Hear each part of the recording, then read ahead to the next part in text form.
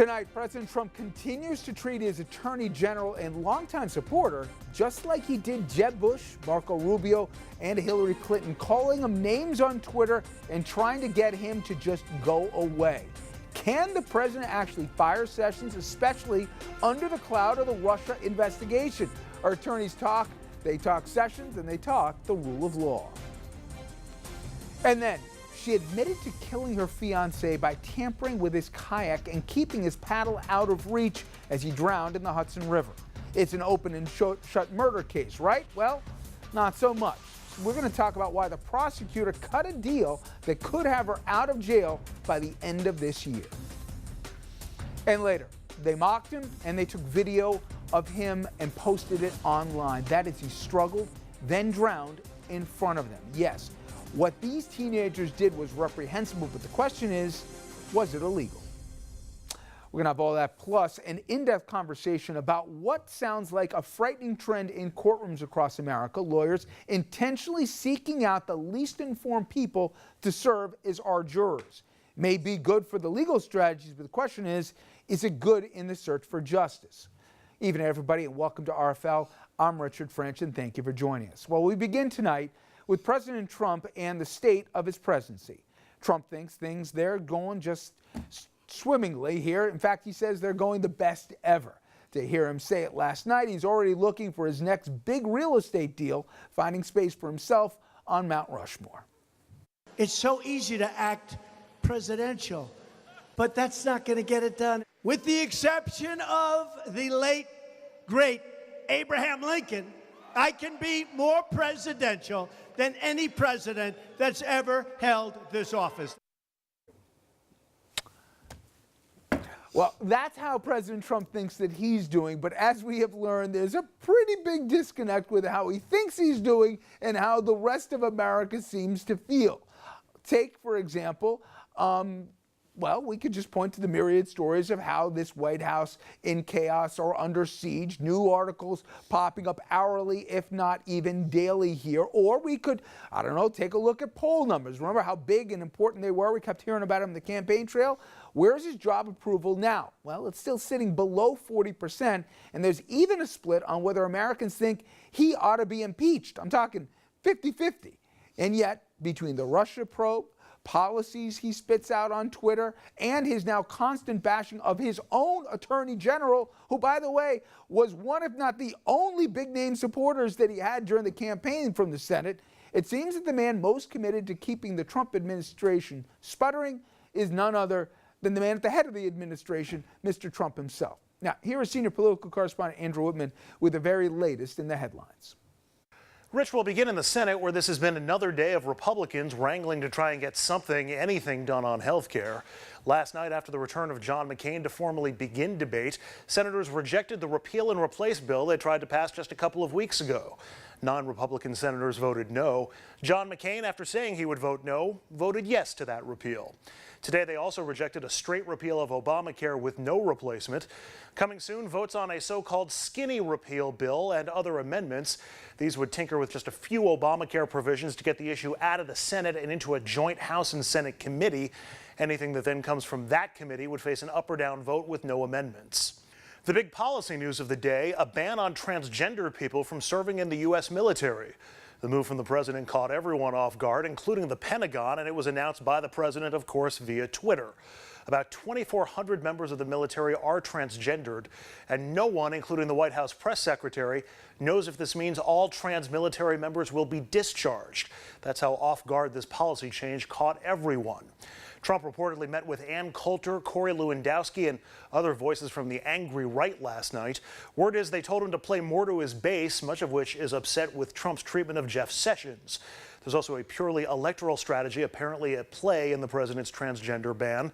Axios reporting this quote from a Trump official, quote, "This forces Democrats in Rust Belt states like Ohio, Michigan, and Wisconsin to take complete ownership of the issue. How will the blue-collar voters in these states respond when senators up for re-election in 2018, like Debbie Stabenow, are forced to make their opposition to this a key plank of their campaigns?" Finally, to Sessions himself, who was at the White House today for what's being described as a regular and previously scheduled meeting. He did not meet with the president, who again attacked him on Twitter just before he arrived. Word from both people at the White House and the Department of Justice that Sessions has no plans on resigning and that he will make the president make any decision on his fate and future. Rich?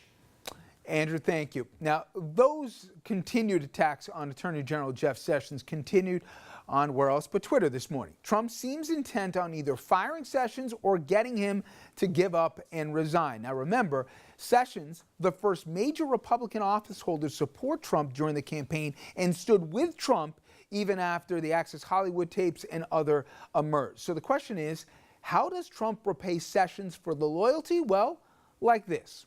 Tweets on consecutive days bashing Sessions for not investigating Hillary Clinton and not firing the acting FBI director because he thinks donations to her state Senate campaign last year are somehow corrupting. Of course, Sessions and McCabe, key players in the ongoing Russia investigation. McCabe is the head of the FBI, and Sessions, whose recusal led to the appointment of special counsel Robert Mueller. So in Trump's thinking, if Sessions is fired or quits, his replacement can then fire Mueller. Now, Trump's attacks on Sessions getting so nasty and so constant, even Republican lawmakers are wondering out loud, if Trump pushed out Sessions, why would anyone else want the job? Some of those Republicans have been defending Sessions, and they're not doing it off camera or on background. They're doing it right on camera. I think he made the right decision to recuse himself from the Russia matter. Jeff has been very loyal to the president, and I think he deserves loyalty back. I believe that Sessions made the right decision under the rules of the Justice Department. Jeff Sessions, I know him personally. I've known him for years. He's a man of great integrity. He did the right thing by recusing himself. Now, South Carolina's Lindsey Graham, after hinting that Trump was not respecting the rule of law in going after Sessions for the reasons that he did, he tweeted that he thinks the attacks are highly inappropriate and they smack of political motivations, and that what Trump is doing, quoting directly here, runs away from the long-standing American tradition of separating the law from politics regardless of party, end quote. All right, no separating the law from tonight's panelists as we turn once again to our legal dream team. Jimmy Kasuris, criminal defense attorney in Manhattan. The nightmare. He sits on the board of directors of the New York City Criminal Bar Association, frequently lecturing at New York Law School, the bar associations in Queens and New York City. Doug Von Oist, founding partner of Carson Von Oist, focusing on corporate misconduct and selected by the Legal 500 as one of the most influential trial lawyers in the country. Mayo Bartlett, an attorney at the law offices of Mayo Bartlett PLC and former chief of the Bias Crimes Unit at the Westchester County DA's office, and the moral compass of this table. Not Mark, I was talking about Mayo. Mark Furnish, adjunct professor at the Elizabeth Hobbs School of Law at Pace University. He's argued before the U.S. Supreme Court. All right, guys. On the amoral compass. Yes. Well, let's just do a little bit of civics right now. We'll do the politics in a second, but the civics first is, what's the job, Mayo, of the Attorney General? It sounds silly here, but that's kind of what it's a dispute, because when you listen to President Trump, his anger is being focused at Sessions nakedly because he said, if you didn't recuse yourself, I'd have somebody that I could have manage this Russia probe. Instead, I got somebody else looking and investigating me. You, my Attorney General, in effect, are my in-house counsel.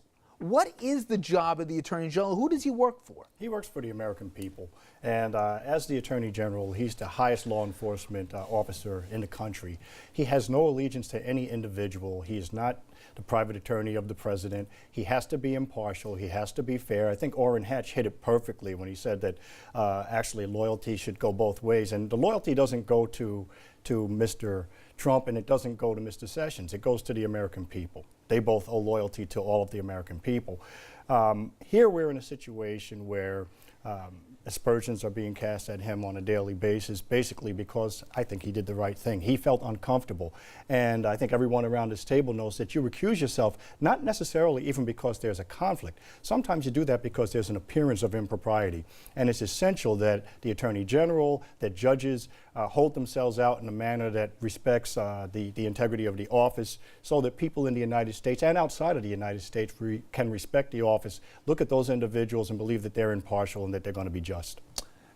Do the mechanics of this, Mark.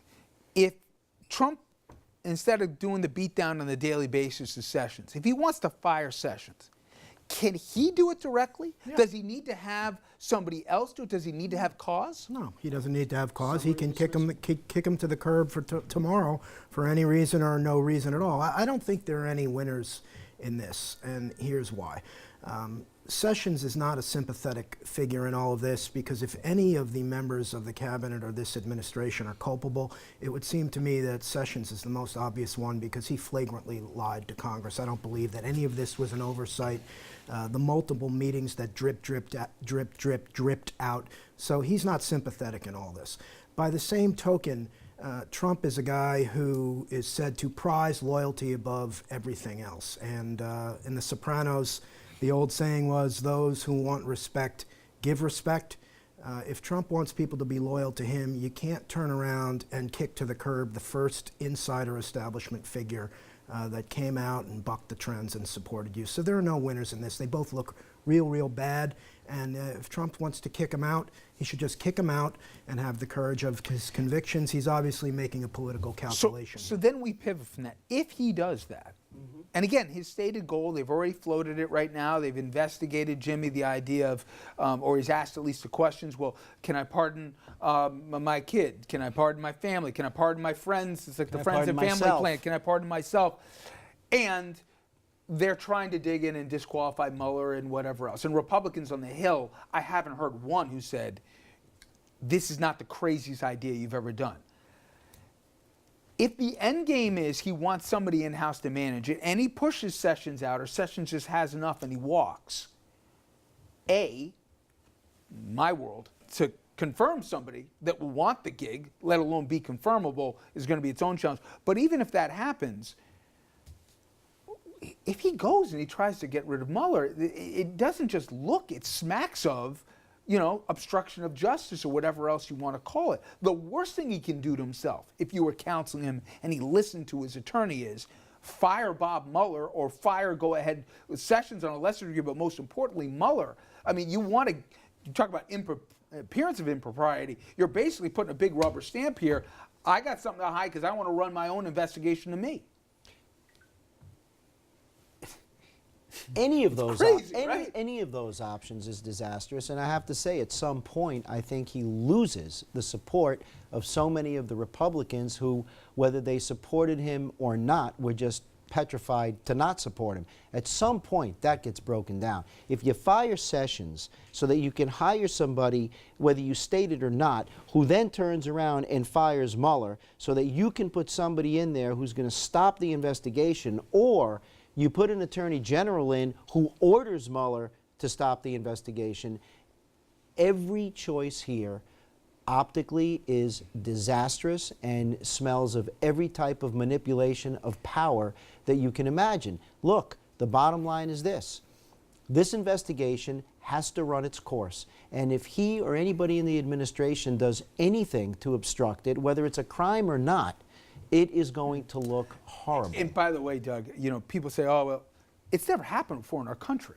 We've never had an attorney general be fired by the president, okay? Right. We've seen what happened on, quote-unquote, Bloody Sunday with Archibald Cox. That wasn't the attorney general, okay? Even that, Nixon never fired him, okay?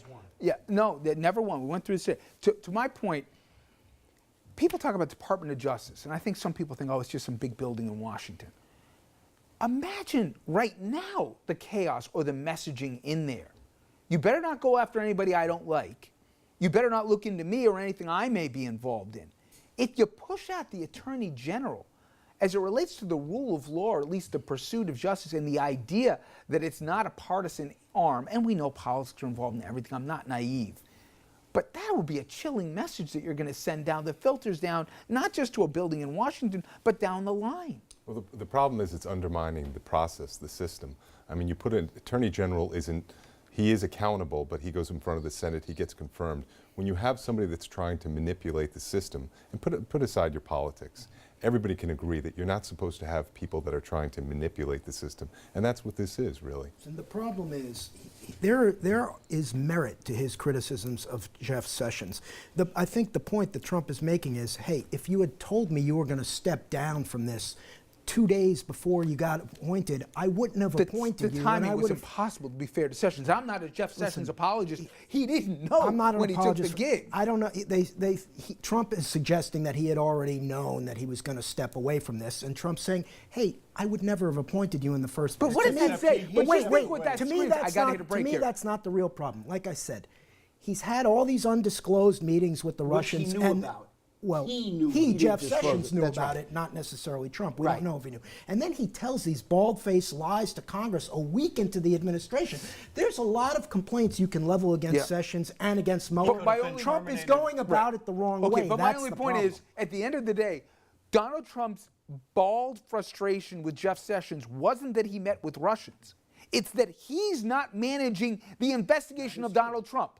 That's what he's upset about. He's looking out for number one, and the general public is catching up to this one. And he's not going after Trump's enemies. No. Coming up next, she killed her fiance during a kayaking tour of the Hudson River, but despite her own admission on camera that she intentionally tampered with the kayak and pulled his paddle away as he struggled, this killer will only be sentenced with involuntary manslaughter and probably go free before New Year's Day.